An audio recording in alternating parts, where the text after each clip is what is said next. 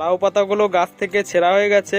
এখন এগুলো ভালো করে বেছে নিতে হবে, যেগুলো নোংরা আছে, পোকা যদি থাকে সেগুলো পরিষ্কার করে উপরের শিরগুলো ফেলে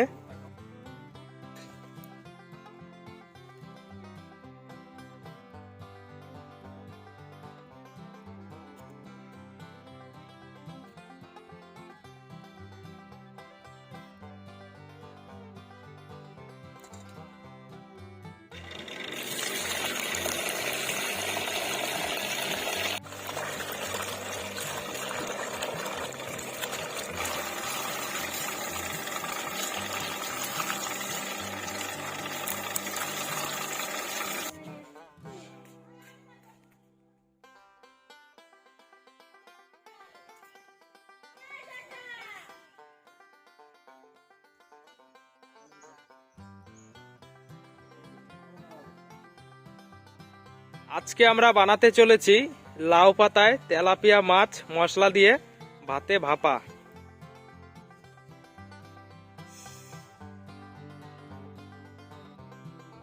তার জন্য যে জিনিসগুলো আমাদের লাগবে, এখানে আছে নুন, কাঁচা লঙ্কা, শুকনো লঙ্কা, জিরে, তেল, হলুদ, মাছ, আর ভাতে সেদ্ধ হবে, সেজন্য ভাত করতে হবে, তার জন্য আছে চাল আর লাউ পাতা। তো মশলাগুলো এখন রেডি করা হবে আর ভিডিওতে পুরো প্রসেসটা দেখানো হবে। ভিডিওটা পুরোটা দেখুন, সম্পূর্ণ ব্যাপারটা বুঝতে পারবেন। প্রথমে জিরেটা বেটে নেওয়া হচ্ছে।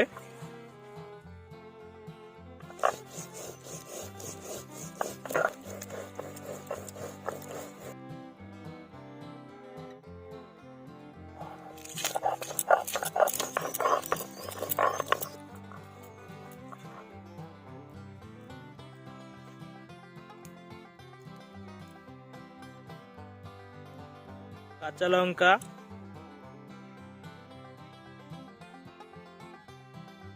আদা আছে এখানে, আর আছে শুকনো লঙ্কা আর জিরের গুঁড়ি।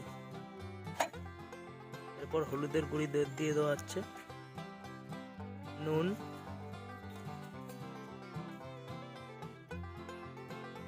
তেল দিয়ে দেওয়া হচ্ছে, একেবারে আমাদের জমির তৈরি সরষের খাঁটি তেল।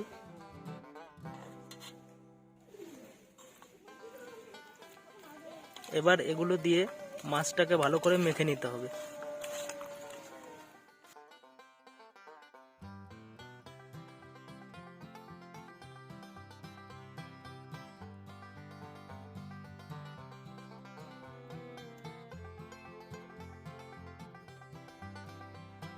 এখন উনুনে আগুনটা জ্বালিয়ে কড়াইয়ের ভেতরে চালগুলো সেদ্ধ দেওয়া হচ্ছে।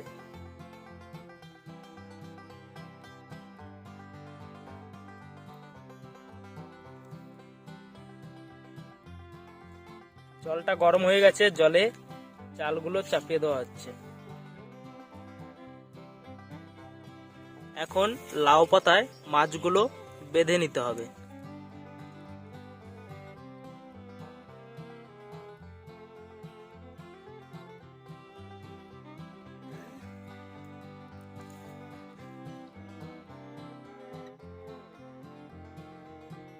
মাছটা প্রথমে এইভাবে দিয়ে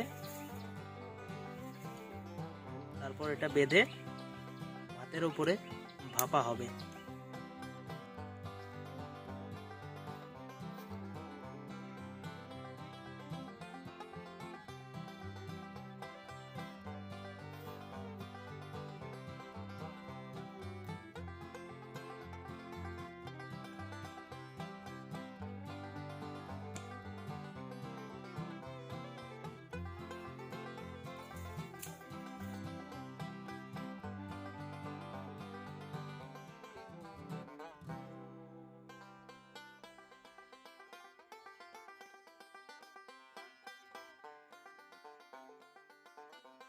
ঠাকুমা আগুন জ্বলছে ঠিকঠাক?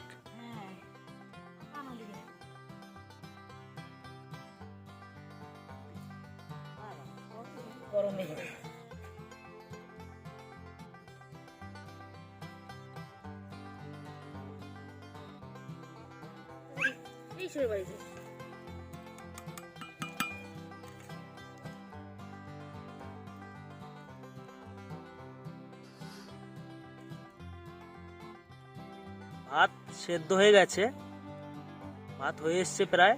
তাই এবার ওপরে লাউ পাতার ভেতরে যে মাছটা ভরা হয়েছে সেটা ভাপা দেওয়ার জন্য দেওয়া হচ্ছে। এগুলো উপর দিয়ে সাজিয়ে নেওয়া হচ্ছে, তারপর এটা ঢেকে ভাপা দেওয়া হবে।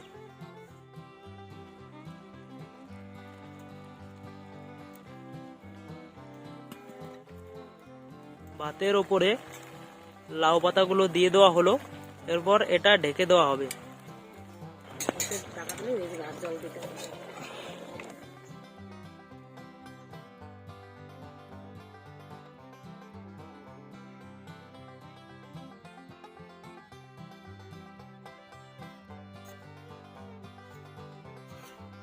তো ভাপটা হয়ে গেছে, অনেকক্ষণ জাল হলো, তারপর আবার রেখে দিয়েছিলাম।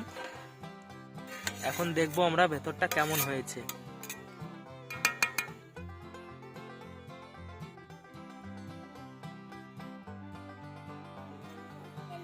খুব সুন্দর সেন্ট বেরিয়ে গেছে, এখনই ধোয়া উঠছে, এখনো গরম।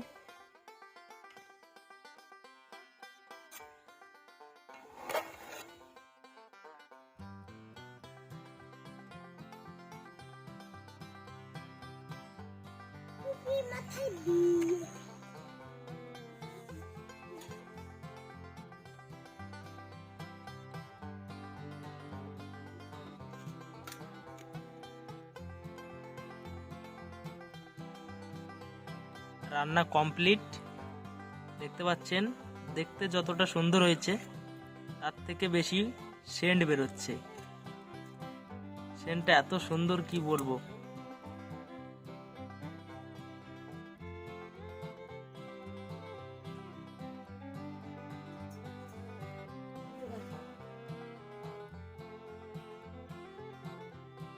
কেমন হয়েছে অংশু? সেন্টটা কিন্তু খুব সুন্দর বেরিয়েছে না?